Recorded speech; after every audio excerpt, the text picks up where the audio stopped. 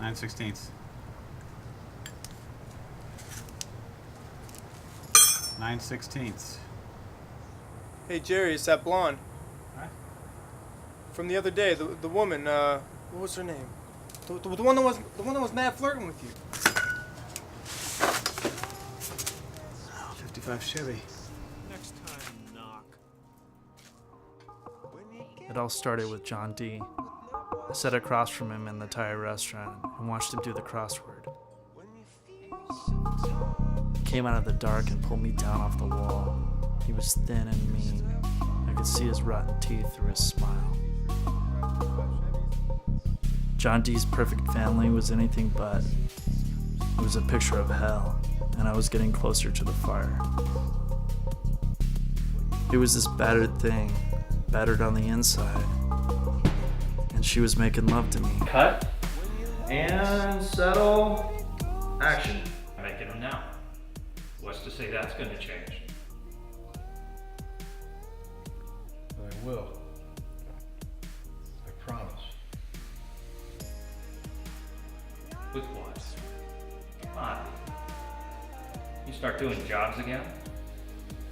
When I came out of film school, I basically decided to stay here in Arizona instead of going to LA or New York like a lot of the people did.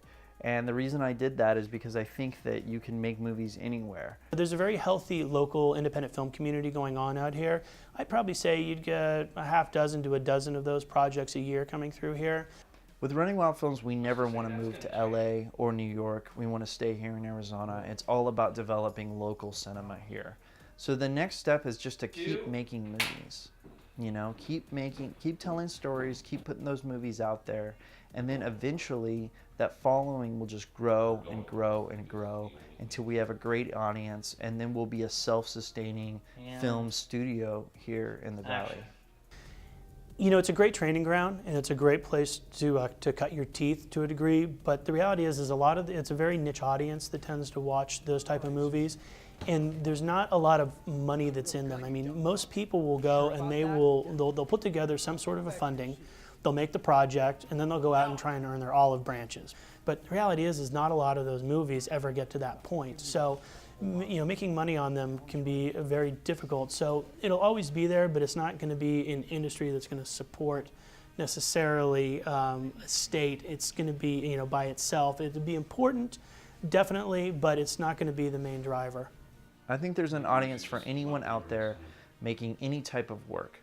The struggle is finding the audience, connecting with them. So again, this is the absolute best time to be making movies as an independent filmmaker outside of Hollywood, because it's so much easier nowadays to connect with your audience. Currently, right now, when it comes to major movies, I would put it at maybe 0 to less than 1. Well, a film incentive is going to provide some sort of an incentive for the production company to come out to your particular state. But because Arizona has no incentive, we're not on the table for consideration anymore. There's actually a map that Cast and Crew puts out that shows color graph, if you will, or it's colors the states. Those that have an incentive, and based upon the colors, the type of incentive, and then there's white states. And Arizona's a white state, and those show the states that don't have any incentive. Great case in point was the new Lone Star movie with Johnny Depp that was recently made. They were scouting all throughout the state of Arizona trying to find these old western towns, and when we didn't have the incentive, they went over to New Mexico. Our geography and our climate is so vast that if you come to Arizona, you start out in Phoenix, you can go 2 hours either way, and you can get pretty much whatever it is you're going to be looking for. Hollywood will always be here, you know, and thank God. Like, Hollywood's great. They're great at what they do. I just want nothing to do with it.